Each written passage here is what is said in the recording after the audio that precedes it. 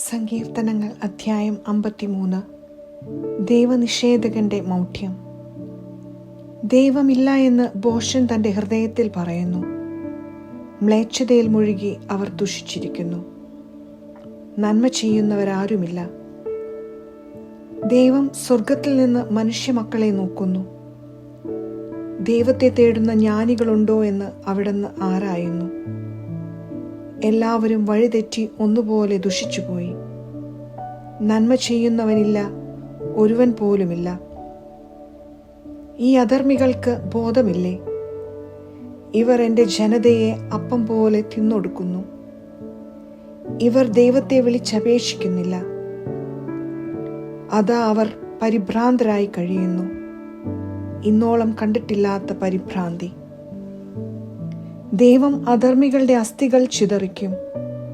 അവർ ലജ്ജിതരാകും. ദൈവം അവരെ കൈവെടിഞ്ഞിരിക്കുന്നു. ഇസ്രായേലിന്റെ വിമോചനം സിയോനിൽ നിന്ന് വന്നിരുന്നെങ്കിൽ. ദൈവം തൻ്റെ ജനത്തിൻ്റെ സുസ്ഥിതി പുനഃസ്ഥാപിക്കുമ്പോൾ യാക്കോബ് ആനന്ദിക്കും, ഇസ്രായേൽ സന്തോഷിക്കും.